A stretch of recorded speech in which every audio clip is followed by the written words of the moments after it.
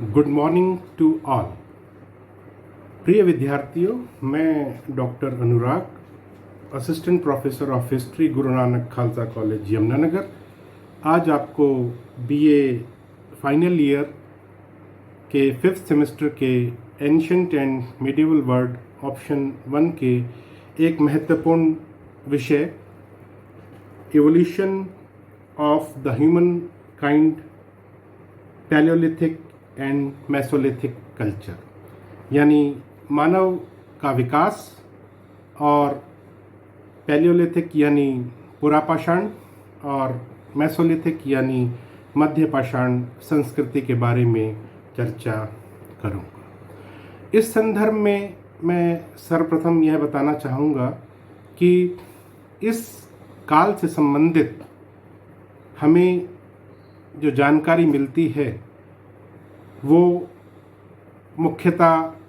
हमें archaeological sources से मिलती है, पुरातात्विक स्रोतों से मिलती है।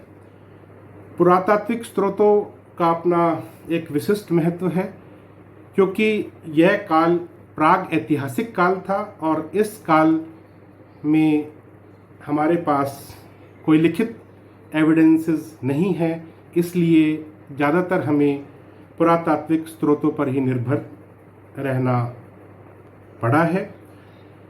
अगर हम पुरातात्विक जो स्रोत है उनके आधारों पर हमें और इसके साथ साथ जो जलवायु में होने वाले परिवर्तन हैं उन आधारों पर हम इस काल के बारे में हमें महत्वपूर्ण जानकारी मिलती है।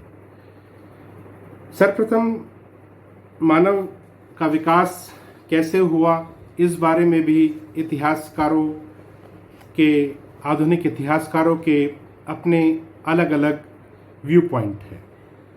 वैसे आमतौर पर माना जाता है कि पृथ्वी लगभग 400 करोड़ वर्ष पुरानी है। कहा जाता है कि मानव पृथ्वी पर प्लाइस्टोसिन काल यानी अति नूतन काल के आरंभिक अवस्था में लगभग 26 लाख ईसा पूर्व सर्वप्रथम अफ्रीका में हमें इसकी उत्पत्ति नज़र आती है। मानव के विकास की कहानी बड़ी मनोरंजक है। मानव की उत्पत्ति कैसे हुई, यह प्रश्न अत्यंत जटिल भी है और अत्यंत कठिन भी है। इस विषय पर हमें मुख्य रूप से दो तरह के विचार मिलते हैं, एक धार्मिक विचार और दूसरा वैज्ञानिक विचार। पहला विचार जो धार्मिक विचार है उसके अनुसार वह यह है कि संसार के विभिन्न धर्मों के अनुसार इस धरती को ईश्वर ने बनाया है तथा उसी ईश्वर की इच्छा से मानव की भी सृष्टि हुई है। दूसरा विचार एक वैज्ञानिक विचार है और इस वैज्ञानिक विचार के अनुसार मनुष्य की उत्पत्ति चिंपांजी या लंगूरों से हुई थी और इस सिद्धांत को देने वाले थे या इस सिद्धांत के रचयिता थे प्रसिद्ध यूरोपियन वैज्ञानिक और विद्वान चार्ल्स डार्विन। उन्होंने विकासवाद का सिद्धांत दिया और अपने इस विकासवाद के सिद्धांत के द्वारा 19वीं सदी में उन्होंने जो ये सिद्धांत दिया, विकासवाद का सिद्धांत, उसके अनुसार क्रमिक विकास के पश्चात ही पशुओं से मनुष्य का विकास हुआ था। वैज्ञानिक डार्विन ने अपनी वैज्ञानिक यात्रा के दौरान वनस्पतियों और प्राणियों के बारे में बहुत सारी जानकारी इकट्ठी की। डार्विन ने एक महत्वपूर्ण पुस्तक लिखी थी, द ओरिजिन ऑफ स्पीशीज यानी प्रजातियों की उत्पत्ति। इसमें वो क्रम विकास का यह वैज्ञानिक सिद्धांत प्रस्तुत करते हैं।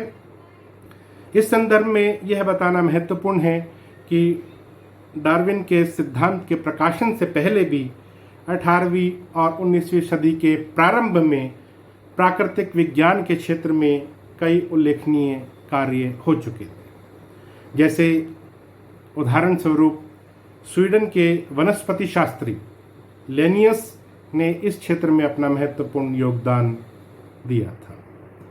उसने वैज्ञानिक पद्धति पर आधारित वनस्पतियों और प्राणियों का वर्गीकरण किया। इस तरह का जो सुव्यवस्थित वर्गीकरण है,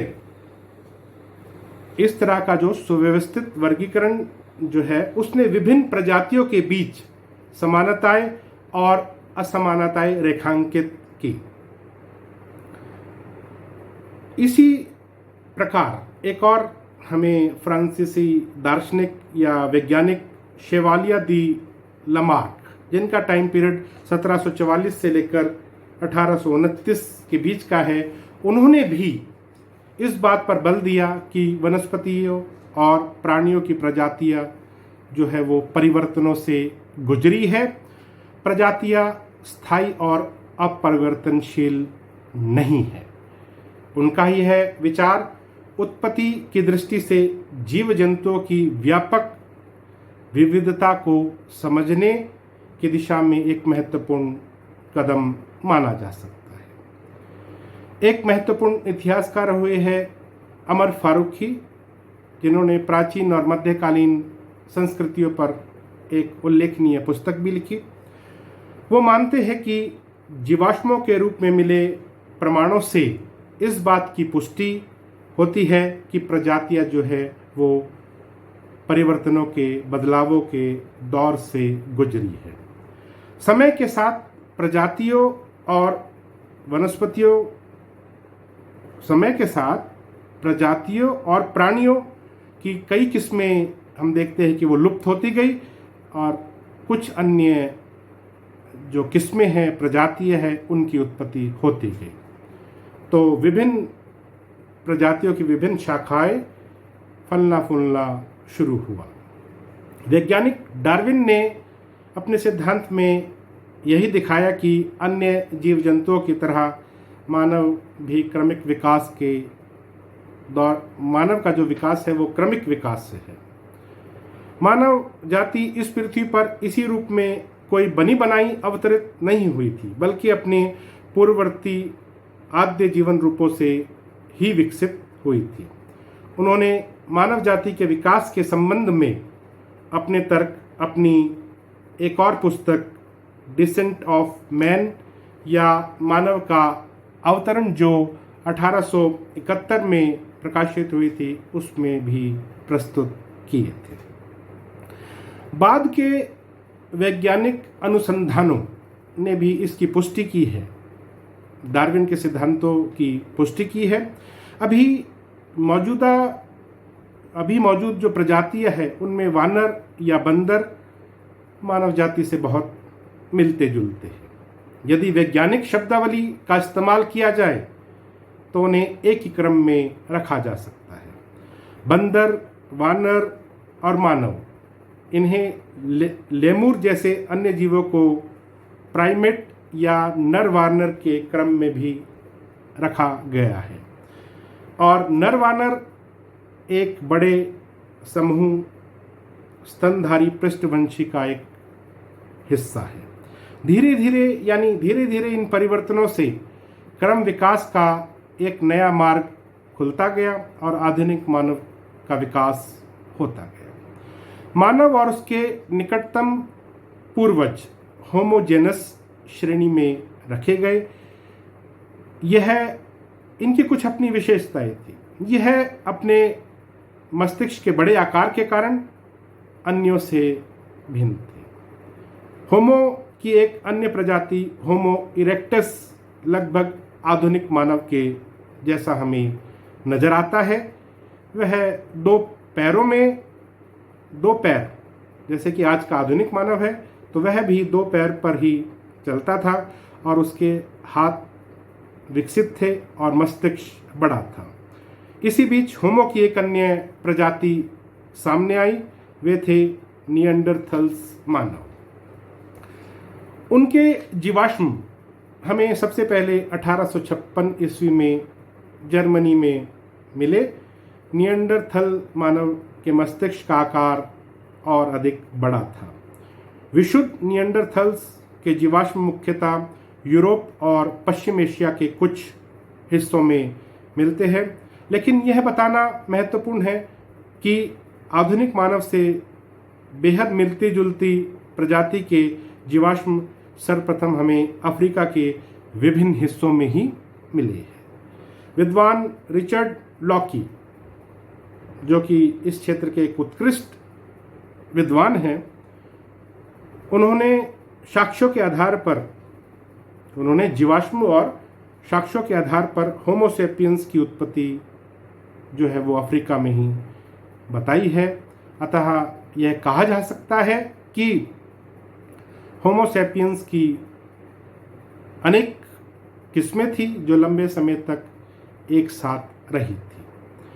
प्रागैतिहासिक काल के विशेषज्ञों ने विश्व के विभिन्न भागों से उन औजारों की खोज की या उन औजारों को खोज निकाला जिन्हें संभवतः आधुनिक मानव के पूर्वजों ने इस्तेमाल किया था। यह बताना भी महत्वपूर्ण है कि किसी लिखित प्रमाण के अभाव में हमें इस काल की जानकारी के लिए केवल पुरातात्विक स्रोतों पर ही निर्भर रहना पड़ता है। और जिस विज्ञान के आधार पर हमें पुराने चीज़ों का क्रमिक स्तरों में या उत्खनन के जरिए हमें जानकारी मिलती है और प्राचीन काल के मानव के बारे में जानकारी मिलती है, उनके औजारों के बारे में जानकारी मिलती है, उनके समय किस काल के है इस बारे में जानकारी मिलती है।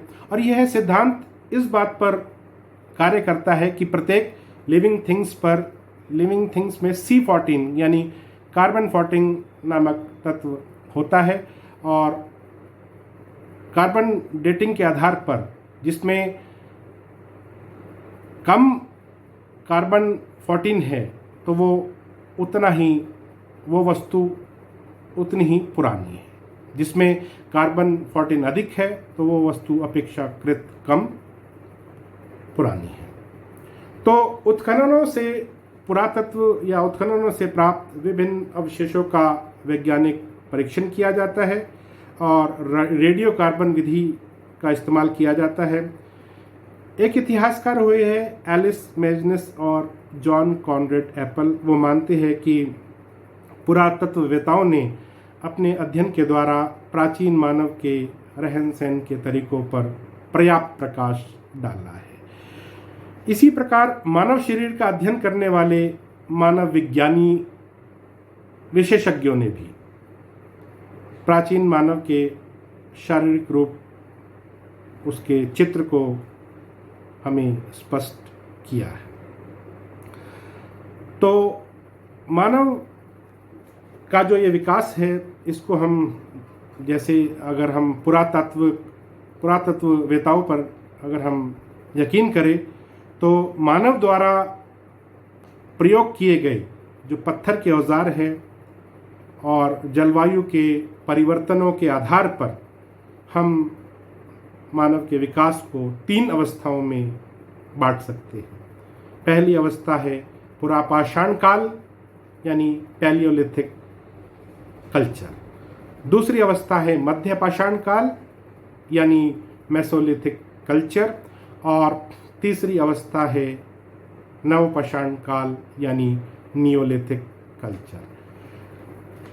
इस लेक्चर में हम मुख्यतः पहली 2 यानी पैलियोलिथिक और मेसोलिथिक कल्चर यानी पुरापाषाण और मध्यपाषाण संस्कृति की ही चर्चा करेंगे। पुरापाषाण काल या संस्कृति के बारे में हमें पुरातात्विक साक्ष्यों से जानकारी मिलती है और यह जानकारी मिलती है कि मानव इस उच्च पुरापाषाण युग में सबसे अधिक समय तक उसने अपना जीवन व्यतीत किया था। यह वह काल था जब मनुष्य ने पत्थरों या पाषाण का प्रयोग सबसे अधिक किया। मानव का जीवन पूर्णतः पाषाण या पत्थरों पर ही आधारित रहा था। इस काल के काल निर्धारण के बारे में विद्वान मानते हैं कि यह काल लगभग 25 लाख ईसा पूर्व से लेकर 25 लाख ईसा पूर्व से प्रारंभ हुआ और एक लंबे समय तक यह काल चला। विश्व की प्राचीनतम पुरापाषाण संस्कृतियों में हमें कुछ एग्जाम्पल नज़र आते हैं, उदाहरण हमें नज़र आते हैं। इनमें मुख्यतः अफ्रीका में स्थित ओल्डोवान संस्कृति प्रमुख है। ऐसी जानकारी मिलती है कि लुइस और मैरी लिकी ने, जो ये दोनों प्रतिष्ठित विद्वान हैं, उन्होंने ओल्डोवान संस्कृति की खोज में अग्रणीय भूमिका निभाई थी। उन्होंने इस संस्कृति को एक टाइपोलॉजिकल संस्कृति यानी एक प्रारूप वर्गीकरण संस्कृति के रूप में प्रस्तुत किया। उन्होंने यह विचार दिया कि मानव के पूर्वजों ने सबसे पहले पूर्वी अफ्रीका में ही औजारों को गढ़ना शुरू किया था।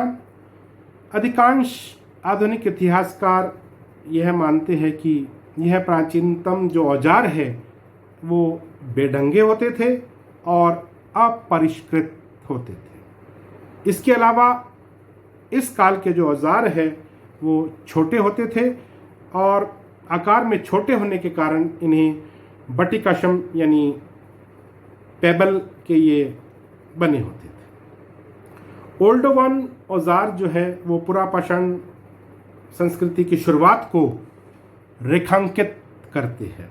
मानव इस युग में पेड़ पौधों से खाद्य संग्रह कर और विशेषकर पशुओं का शिकार करके ही गुजारा अपना जीवन यापन करते थे। इस काल में मानव जो है वो खानाबदोश टाइप का भी जीवन व्यतीत करते थे, यानी एक स्थान पर नहीं टिकना।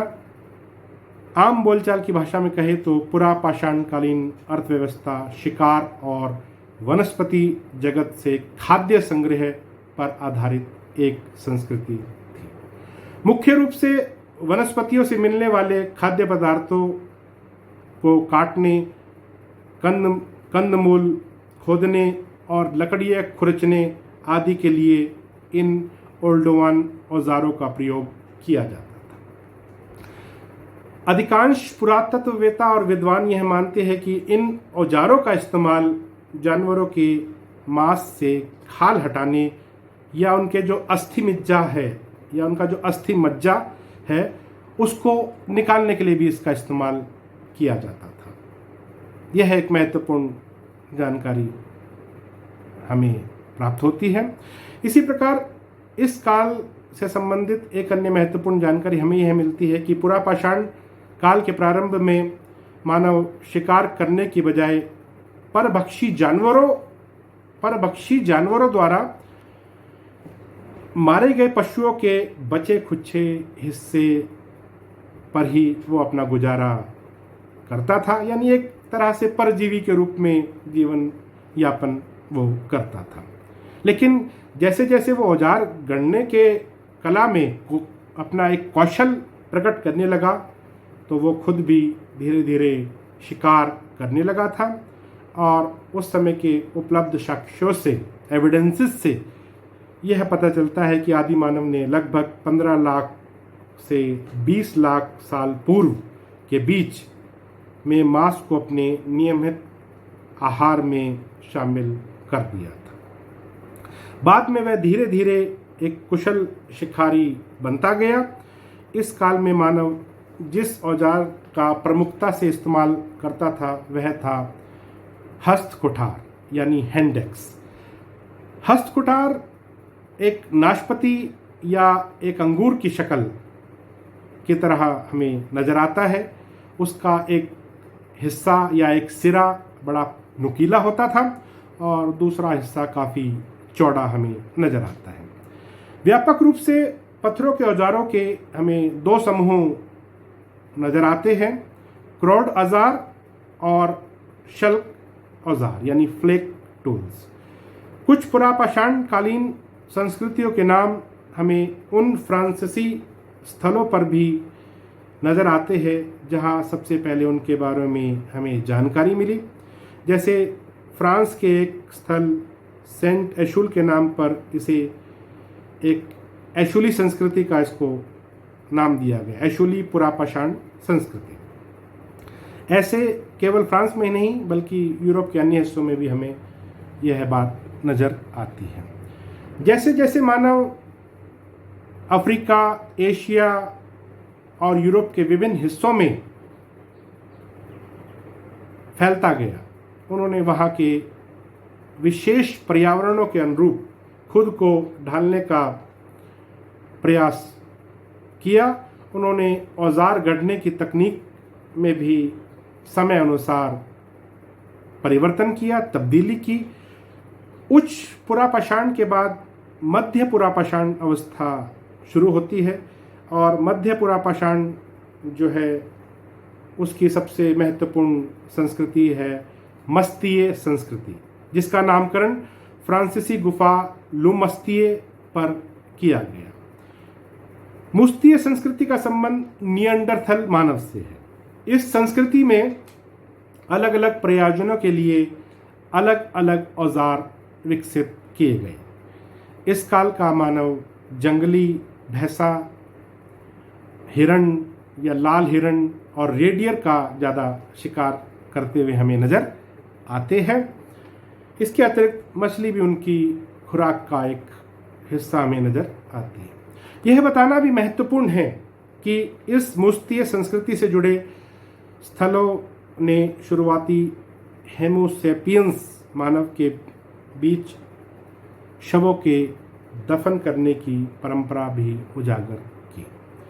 अब शव जो है वो इधर उधर फेंके नहीं जाते थे, अपितु उन्हें गड्ढों में दबा दिया जाता था। शव के साथ एक महत्वपूर्ण बात हमें जो नज़र आती है वो ये कि शव के साथ उनके औजार भी रखे जाते थे।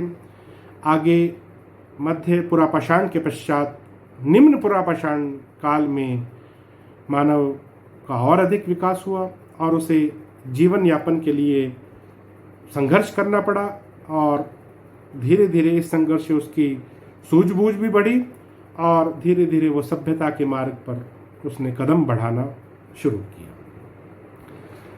इस काल का जो मानव है, निम्न पुरापाषाण काल का जो मानव है, वो जंगली पशुओं और विशालकाय हाथी के अलावा आर्कटिक क्षेत्र के विशाल स्तनधारी जो जीव है उन या जानवर है उनका शिकार वो करते थे। इस काल के मानव ने गुफाओं पर चित्र और नक्काशी भी प्रारंभ कर दी थी।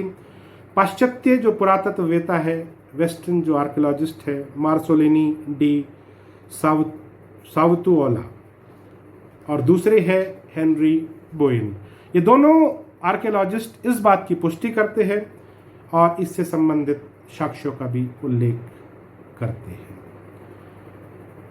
तो इसी तरह अरिगेनशियाई संस्कृति जो लगभग 34,000 साल से लेकर 30,000 साल पुरानी है, इसी प्रकार से सोलोत्रियाई संस्कृति जो लगभग 22,000 से 18,000 साल पुरानी है और मैगदलेनियाई संस्कृति जो लगभग 18,000 से 11,000 साल पुरानी है। इन निम्न पुरापाषाण संस्कृतियों में हमें गुफा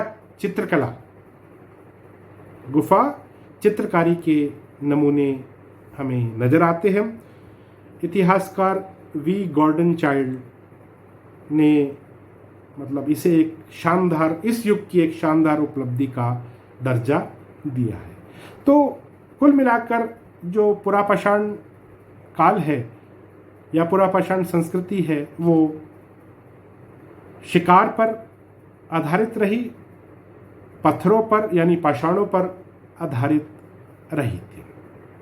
इसके बाद मेसोलिथिक कल्चर यानी मध्य पाषाण काल या संस्कृति डेवलप होती है।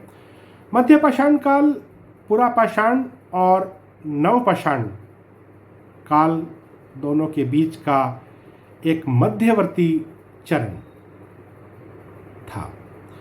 मध्य पाषाण या मेसोलिथिक शब्दावली का प्रयोग खास तौर पर शुरुआती हिमनोत्तर काल में यूरोप की जो शिकार और खाद्य संग्रह पर आधारित संस्कृतियों के लिए ही किया गया था।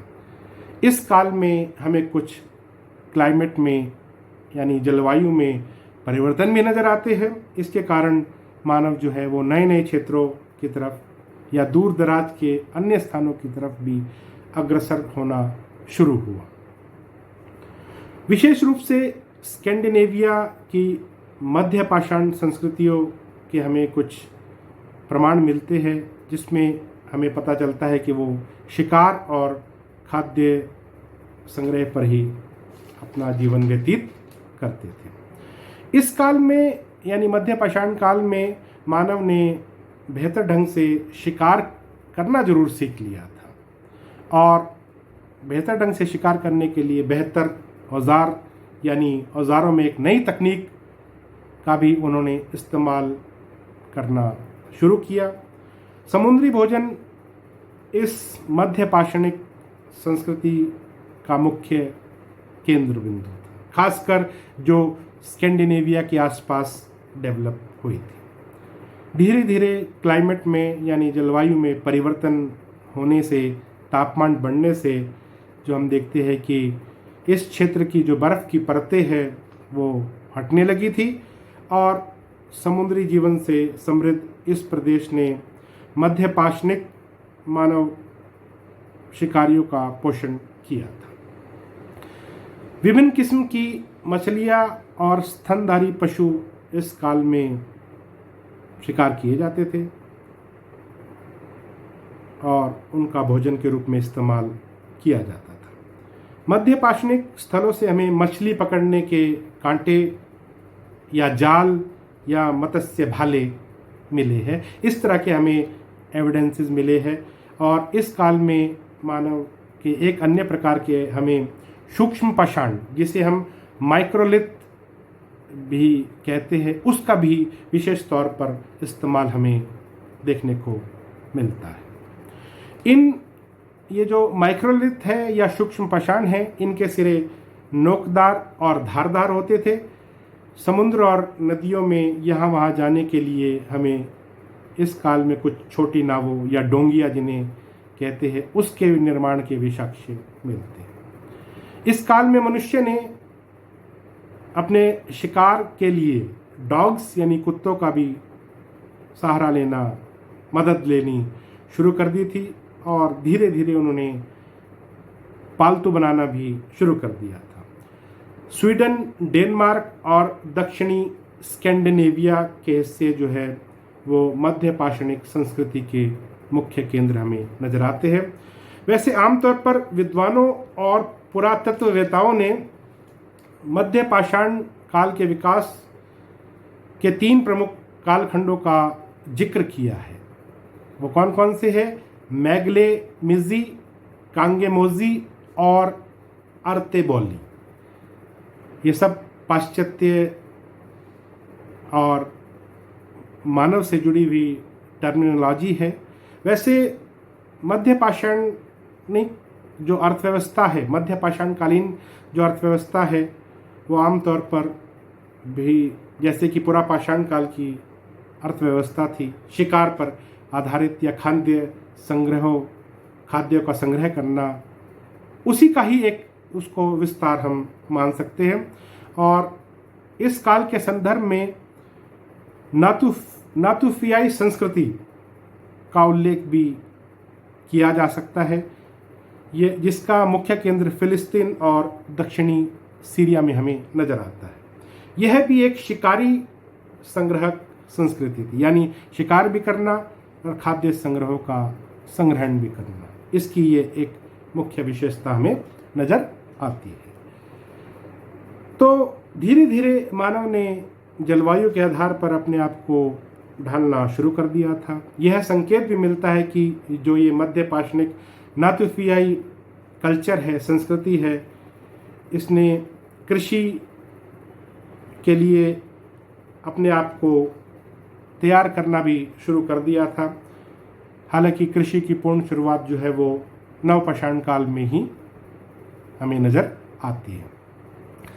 यह माना जाता है कि नातुफियाई जो मध्य पाषाणिक कल्चर है वो मध्य पाषाण से नव पाषाण काल के संक्रमण को, ट्रांजिशन को दर्शाता है। नातुफियाई मानवों ने, जो इस काल के मानव थे, उन्होंने जंगली अनाज और काष्ठ फलों का संग्रह किया था और हिरणों के शिकार और मछली पकड़कर अपना जीवन यापन वो करते थे, ऐसे हमें जानकारी मिलती है। और इनके जो रहने की झोपड़ियाँ थी ये वृत्ताकार होती थी और ये लोग हंसिया का भी इस्तेमाल करते थे।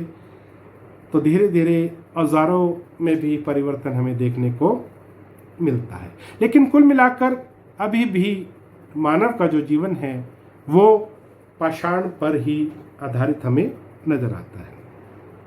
तो मानव का जो विकास है, कुल मिलाकर अगर हम निष्कर्ष के तौर पर इसको देखने की कोशिश करें तो पुरा पाषाण काल और मध्य पाषाण काल में मानव का जो जीवन है वो मुख्यतः पाषाण पर ही आधारित रहा और शिकार पर ही आधारित रहा। यह उसकी सीमितता को, लिमिटेशंस को दर्शाता है। आगे जो काल था नवपाषाण काल, उसी काल में महत्वपूर्ण परिवर्तन आए थे। यानी मानव का जो जीवन है उसमें, उसका जो इवोल्यूशन है उसमें सबसे ज़्यादा परिवर्तन जो है वो नवपाषाण काल में ही आए थे। इसीलिए उसे एक नवपाषाण कालीन क्रांति का काल भी कहा जाता है। इसकी चर्चा हम एक अलग अध्याय में करेंगे। Thank you very much.